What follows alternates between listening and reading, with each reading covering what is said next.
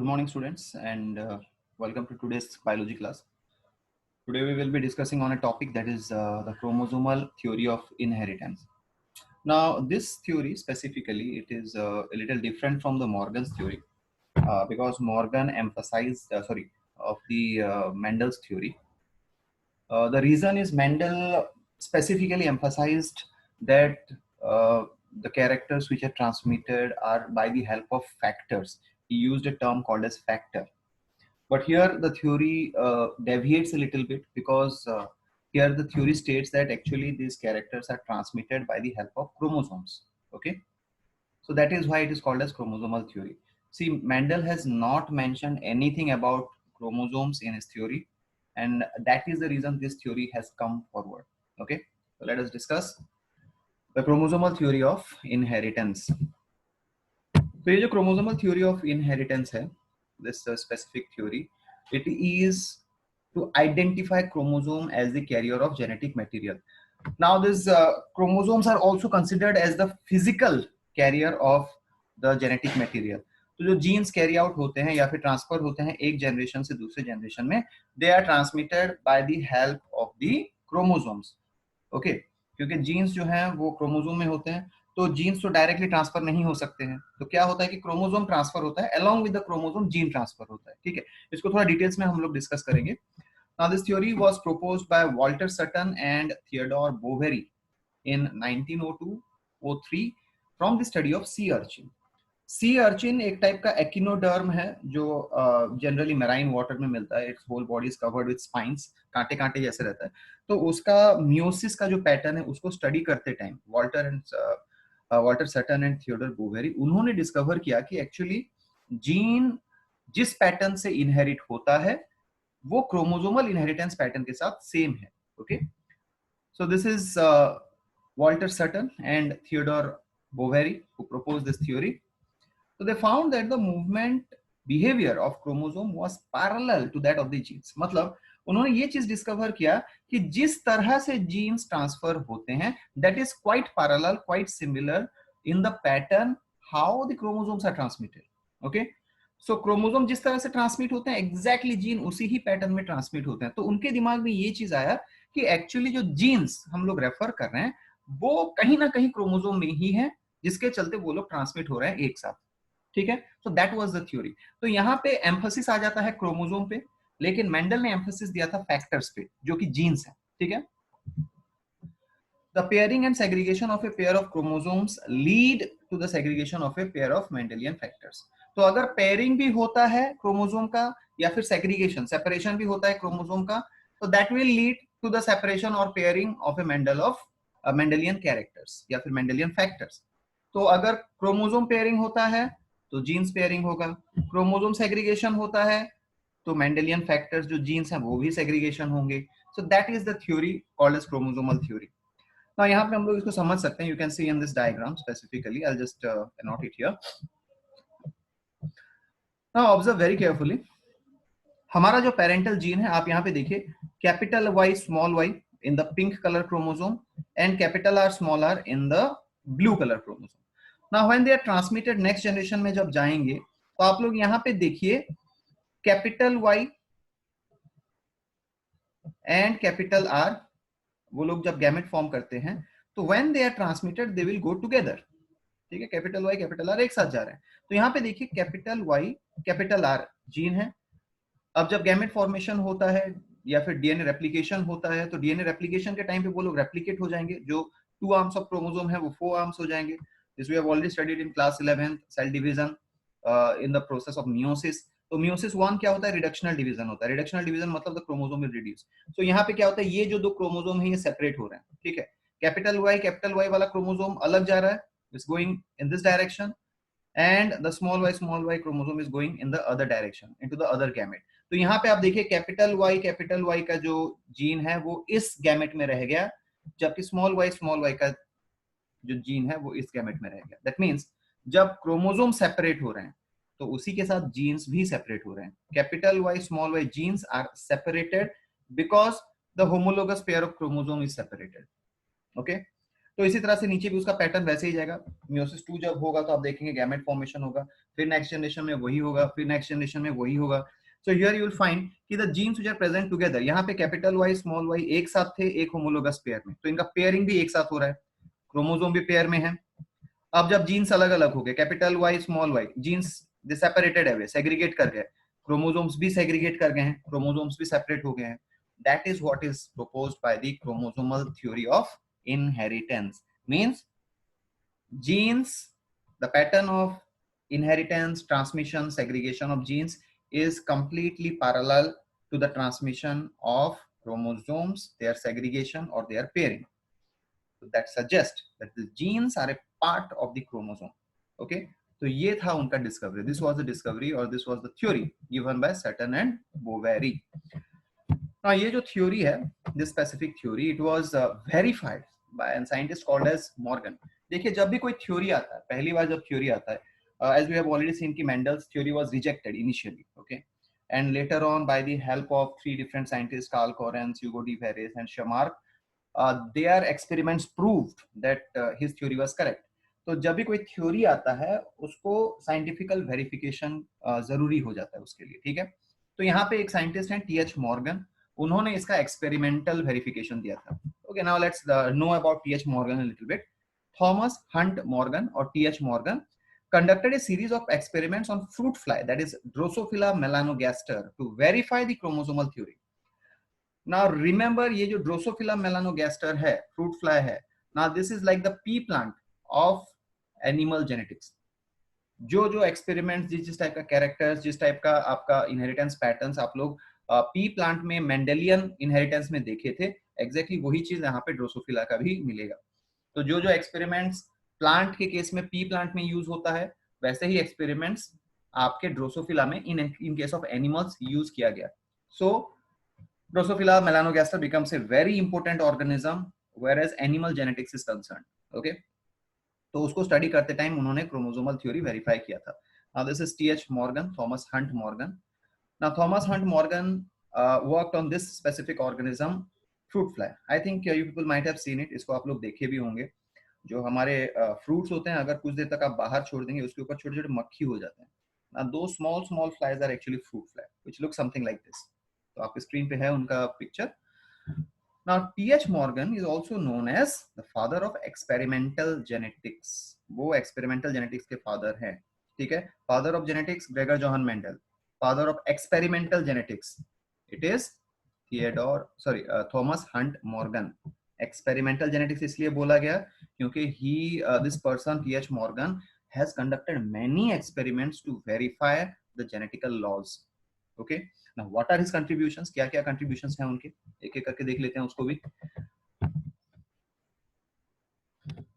So his contributions are, first contribution, linkage, theory of linkage. He suggested that the genes sometimes tend to stay together. Okay, एक साथ वो लोग रहते हैं, they will not be separated away. कुछ jeans में वो character होता है, उसको लिंकेज बोला गया. इसको हम लोग डिस्कस करेंगे in details in the upcoming classes.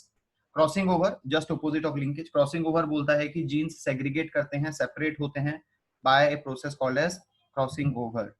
Gene mutations, T H. Morgan put forward this theory of mutational, उसको म्यूटेशनल थ्योरी बोला जाता है. And sex linked inheritance, मतलब there are certain genes which are inherited through sex chromosomes and their pattern is called as sex linked inheritance. उसको भी details में पढ़ेंगे हम लोग.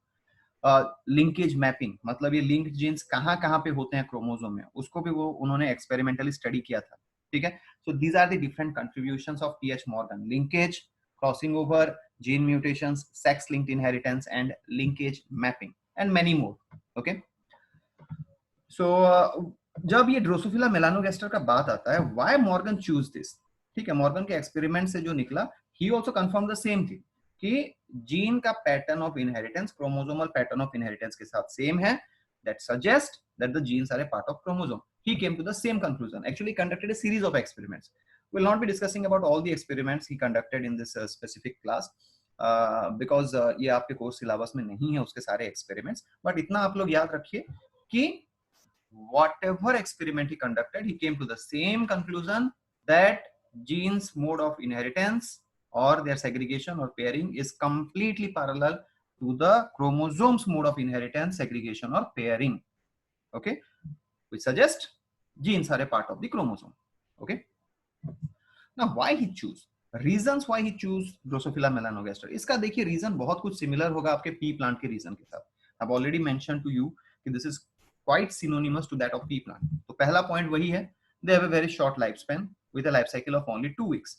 तो as because they have very short life span, it is easy to study many generations. उसके बहुत सारे जनरेशन स्टडी करना इजियर हो जाता है क्योंकि बहुत छोटा सा लाइफ है, very small life.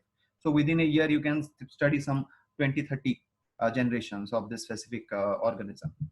Second property है, they can be easily cultivated in laboratories. Now ये जो fruit fly होते हैं, आप कहीं पे भी थोड़ा fruit छोड़ दीजिए, कुछ food material छोड़ दीजिए specifically, and you'll find that they'll start to hover over there and they will form their colonies. तो इनको लैब में कल्टीवेट करना, एक क्लोज्ड एटमॉस्फेयर में कल्टीवेट करना, उनको स्टडी करना बहुत इजी होता है. If it would have been a large organism then that would be difficult to cultivate them, और उनका लाइफ स्पैन भी बहुत होता, इसीलिए ड्रोसोफिला मेलानोगास्टर ज्यादा इंपोर्टेंट हो जाता है. Secondly, males and females can be easily distinguishable. ये मेल्स और फीमेल्स इनका सेक्सुअल डायमॉर्फिज्म एग्जिबिट करते हैं. Sexual dimorphism means the mails and females they exhibit, यहां पे मैं लिख रहा हूं sexual dimorphism. Okay, sexual dimorphism means the males and females physically or morphologically are different. उनका मॉर्फोलॉजी अलग अलग होता है, तो उनसे आप आइडेंटिफाई कर सकते हैं कि ये मेल है और ये फीमेल है. इसका सिग्निफिकेंस ये है, the significance of this specific point is कि हमें पता चलेगा कौन कौन से जीन्स मेल्स में ट्रांसमिट हो रहे हैं, कौन कौन से जीन्स फीमेल्स में. ओके, तो दैट इज द रीजन कि इनका मेल और फीमेल अलग अलग होना, डिस्टिंग्विशेबल होना एक बहुत बड़ा बेनिफिट है. Okay, now let us see some of the features which these organisms male and female have and that is distinguishable. ठीक है, so here on your screen this is a female individual to your left and a male individual to your right. So ये जो female individual है, इसके abdominal segments अगर आप लोग देखेंगे, there are 7 abdominal segments. Okay, there are 7 abdominal segments in case of females, but males only have 5 abdominal segments. Okay, that is very distinguishable. Second thing, the tip of the female abdomen is pointed. इनका जो tip होता है वो long होता है और pointed होता है और लाइट कलर का होता है. ठीक है, whereas the male individual abdominal tip is blunt and it is dark. उसका टिप जो होता है वो डार्क कलर का होता है और ब्लंट होता है, पॉइंटेड नहीं होता. ठीक है. Thirdly, enough male individuals possess sex combs. Now this is responsible for during the mechanism of copulation. तो copulation के टाइम पे ये यूज करते हैं. तो एक स्ट्रक्चर होता है जिसको सेक्स कोम बोला जाता है, प्रेजेंट ऑन दी 4 legs. ठीक है, that is absent in case of females, वो फीमेल्स में नहीं होता.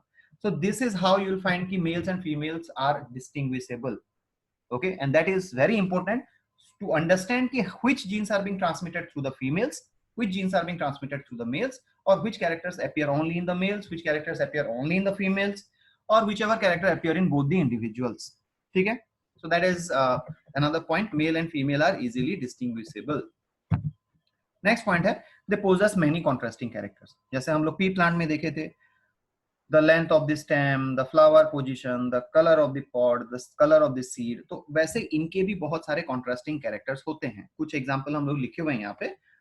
The examples are the body color, the eye color, the wing shape. वैसे करके बहुत सारे contrasting characters होते हैं. As a result, it is easier for them to assimilate the monohybrid cross, the dihybrid cross. जो हम लोग plants में किए थे वो आप इन organisms में भी वही कर सकते हैं, and you will find the same results, right? So that is also a similar character with the pea plant. Next one, large number of offsprings are produced in a single mating. एक single mating में ये लोग बहुत सारे individuals produce करते हैं. As a result, सारे variations हम लोग को study करने का chance मिल जाता है. Okay? Suppose इनका सिर्फ एक ही individual produce होता है, like mammals के केस में जैसे होता है, human being में केस जैसे होता है, तो आपका जो एक individual produce होगा, that is not the sum total of all variations. ठीक है? एक मदर और फादर के जीन में जितने भी वेरिएशंस आने चाहिए अपने नेक्स्ट जनरेशन में, सिर्फ एक ही इंडिविजुअल में आप स्टडी नहीं कर सकते. लेकिन अगर आपके पास बहुत सारे इंडिविजुअल्स हैं तो आपको पता चलेगा कि मदर के जीन्स कितने परसेंटेज में नेक्स्ट जनरेशन में जा रहे हैं, फादर के जीन्स कितने परसेंटेज में जा रहे हैं, या फिर कौन सा जीन फादर का ज्यादा डोमिनेंटली एक्सप्रेस हो रहा है, कौन सा जीन मदर का ज्यादा डोमिनेंटली एक्सप्रेस हो रहा है. तो जब आपके पास बहुत सारे इंडिविजुअल्स होंगे, देन यू विल फाइंड कि व्हाट इज द कॉम्बिनेशन. देखिए, इसको सिंपली समझ लीजिए. Take the example in human case, जहां पे एक ही घर में in one family, suppose there are 2 to 3 brothers and sisters. Now, do all the brothers and sisters look alike? नहीं होते हैं. क्यों नहीं होते हैं? बिकॉज जो जीन्स आपके पेरेंट्स से आप में ट्रांसफर होते हैं उनमें वेरिएशन होने लगता है। तो यू सिबलिंग्स, आपके भाई बहनों में जो सिमिलैरिटी नहीं होता है उसको हम लोग वेरिएशन बोलते हैं, that dissimilarity is called as variation. तो इनमें जब बहुत सारे इंडिविजुअल प्रोड्यूस होते हैं तो सारे वेरिएशंस हम लोग ऑब्जर्व कर सकते हैं। तो कौन सा जीन कैसे ट्रांसमिट हो रहा है, कितना जीनोटाइप जीनोटिपिक रेशियो निकल रहा है, कितना फेनोटिपिक रेशियो निकल रहा है, उसको हम लोग कैलकुलेट कर सकते हैं। That is the significance of choosing Drosophila. Okay, so the last point is they have only 4 pair of chromosomes. ये ज्यादा कॉम्प्लिकेटेड ऑर्गेनिजम्स नहीं है, बहुत सिंपल ऑर्गेनिजम्स हैं, और इनका सिर्फ 4 ही क्रोमोसोम होता है। और ये जो 4 क्रोमोसोम होते हैं उनमें उनमें से 3 पेयर होते हैं आपके ऑटोसोम,